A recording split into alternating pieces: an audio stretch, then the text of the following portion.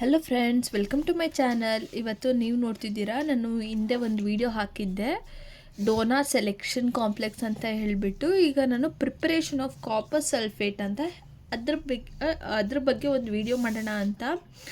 ಈಗ ಬ್ಲಡ್ ಬ್ಯಾಂಕಲ್ಲಿ ಯಾರೇ ವರ್ಕ್ ಮಾಡ್ತಿದ್ರೋ ಅವ್ರಿಗೆ ಪ್ರಿಪ್ರೇಷನ್ ಆಫ್ ಕಾಪರ್ ಸಲ್ಫೇಟು ಗೊತ್ತಿರಬೇಕು.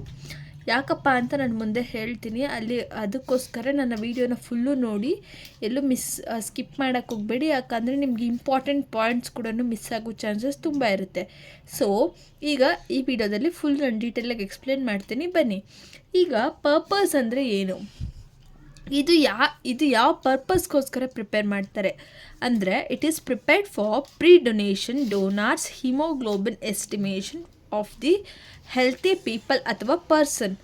ಈ ಪರ್ಸನ್ ಅಥವಾ ಪೀಪಲ್ ಯಾರಿರ್ತಾರೋ ಅವರ Hbನ ಎಸ್ಟಿಮೇಷನ್ ಮಾಡೋದಕ್ಕೋಸ್ಕರ ನಾವು ಕಾಪರ್ ಸಲ್ಫೇಟ್ನ ಪ್ರಿಪೇರ್ ಮಾಡ್ಕೋಬೇಕು. So it is a purpose. ಮತ್ತು ಅದು ಸ್ಕೋಪ್ ಏನು, it is a specific gravity of 1.053 ಅಂದರೆ 12.5 ಗ್ರಾಮ್ ಪರ್ ಡೆಸಿಲೀಟರ್ ಅಂತ ಇರುತ್ತೆ.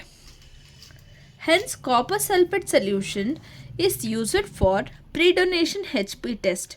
It also prevents donor to be anemic after donation. ಇವಾಗ ಎಲ್ಲೇ ಒಂದು ಮೊಬೈಲ್ ಕ್ಯಾಂಪ್ ಹಾಕಿದ್ರು ಆ ಮೊಬೈಲ್ ಕ್ಯಾಂಪಲ್ಲಿ ಏನಪ್ಪ ಅಂದರೆ, ಈಗ Hbನ ಚೆಕ್ ಮಾಡ್ತಾರೆ. Hb ಚೆಕ್ ಮಾಡಿದಾಗ ಏನಾದರೂ ಆ ಪರ್ಸನ್ದು Hb ಕಮ್ಮಿ ಇದೆ ಅಂತ ಗೊತ್ತಾಯಿತು ಅಂದರೆ ನಾವು ತೊಗೊಳ್ಳಲ್ಲ. ಯಾಕೆ ತೊಗೊಳ್ಳಲ್ಲ ಬ್ಲಡ್ನ ಅಂದರೆ, ಅವ್ರಿಗೆ Hb ಬೇಕಾಗತ್ತಲ್ಲ. ಸೊ ಅವ್ರಿಗೆ ಬೇಕಾದಷ್ಟು Hb ಇದ್ದು ಜಾಸ್ತಿ ಇದ್ದಾಗ ಅಂದರೆ 12.5ಗಿಂತ ಎಬೋ ಇರಬೇಕು. ಆಗ ಮಾತ್ರನೇ ಪರ್ಸನ್ ಸೂಟೇಬಲ್ ಫಾರ್ ಡೊನೇಷನ್ ಅಂತ ನಾನು ಹಿಂದಿನ ವಿಡಿಯೋದಲ್ಲಿ ಹೇಳಿದ್ದೀನಿ.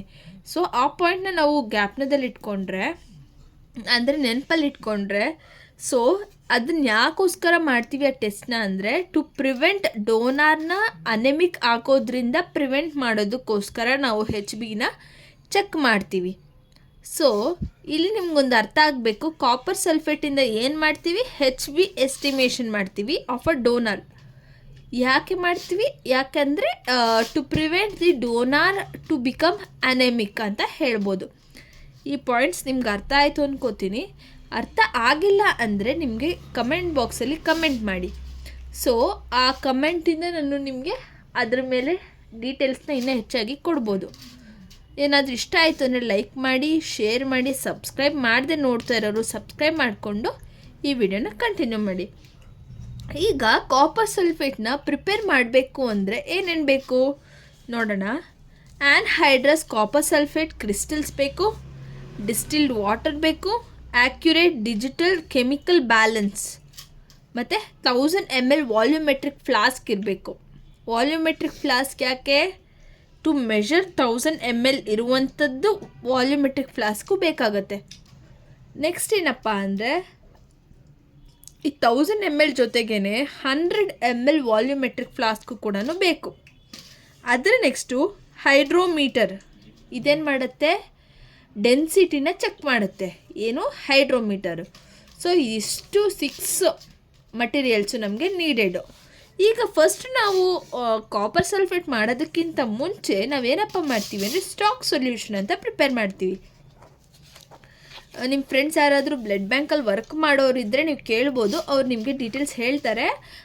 ಅದಾಗಿಲ್ಲ ಅಂದರೆ ನಿಮ್ಗೇನಾದರೂ ಡೀಟೇಲ್ಸ್ ನಿಮ್ಗೆ ಅರ್ಥ ಆಗ್ತಾ ಇಲ್ಲ ಅನ್ನೋದೇನಾದ್ರು ಇದ್ದರೆ ನನಗೆ ಕಮೆಂಟ್ ಬಾಕ್ಸಲ್ಲಿ ಕಮೆಂಟ್ ಮಾಡಿ ಫ್ರೆಂಡ್ಸ್. ತಪ್ಪದೆ ನಾನು ನಿಮಗೆ ಆ ವಿಡಿಯೋನ ನಿಮಗೆ ಅರ್ಥ ಮಾಡಿಸೋದಕ್ಕೆ ಟ್ರೈ ಮಾಡ್ತೀನಿ, ಓಕೆನಾ. ಈಗ ಸ್ಟಾಕ್ ಸೊಲ್ಯೂಷನಲ್ಲಿ ಫಸ್ಟ್ ನಾವು ಒಂದು ಫ್ಲಾಸ್ಕ್ ತೊಗೊಂಡು ಲೇಬಲ್ ಮಾಡ್ಕೋಬೇಕು.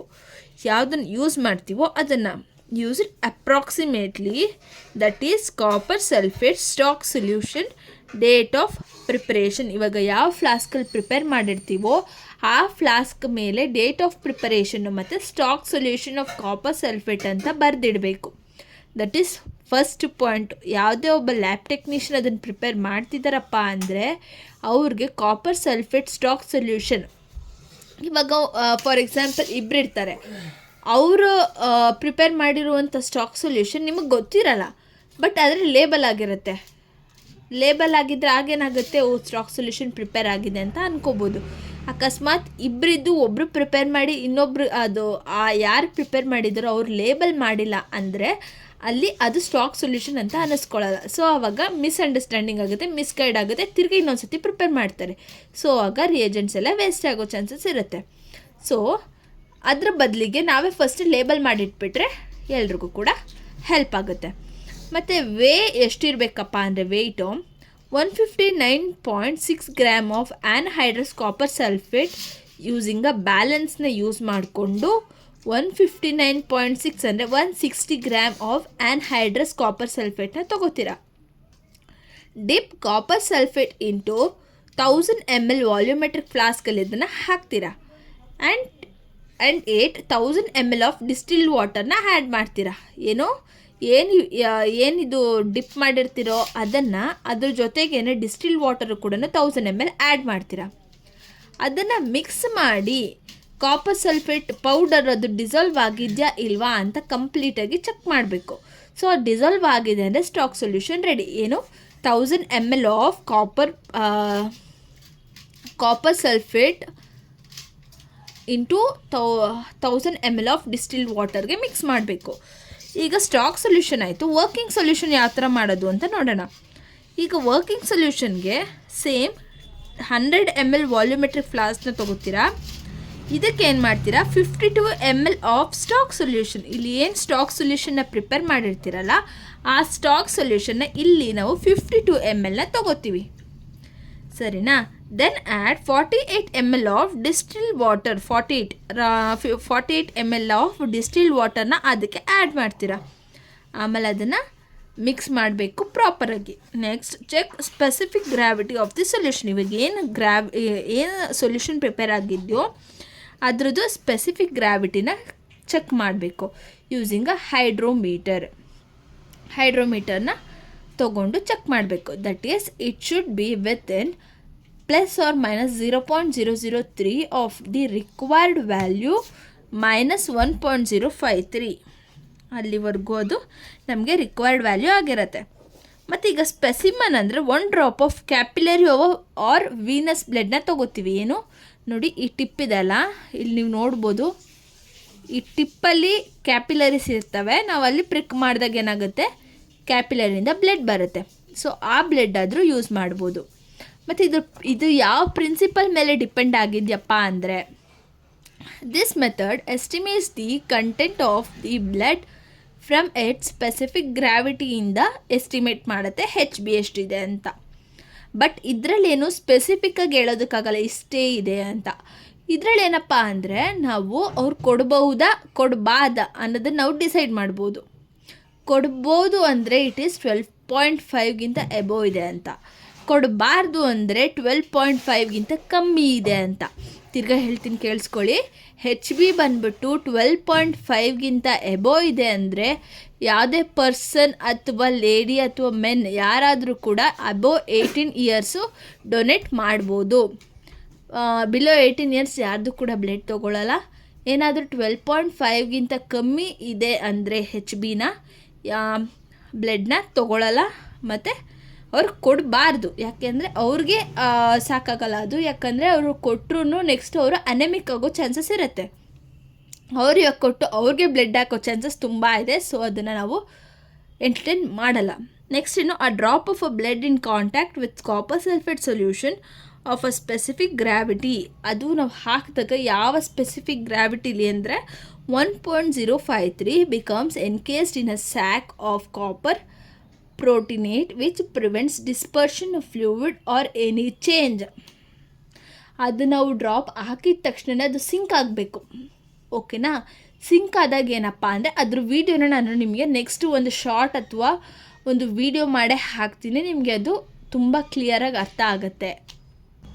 Specific gravity is about 15 seconds. If the specific gravity of the donor blood is higher than that of the solution, the drop will sink. ಇವತ್ತಿನ 15 ಸೆಕೆಂಡ್ಸಲ್ಲಿ ಆ ಡ್ರಾಪ್ ಏನಾಗುತ್ತೆ 12.5 ಎಬೋ ಇದೆ ಅಂದಾಗ ಅದು ಸಿಂಕ್ ಆಗುತ್ತೆ.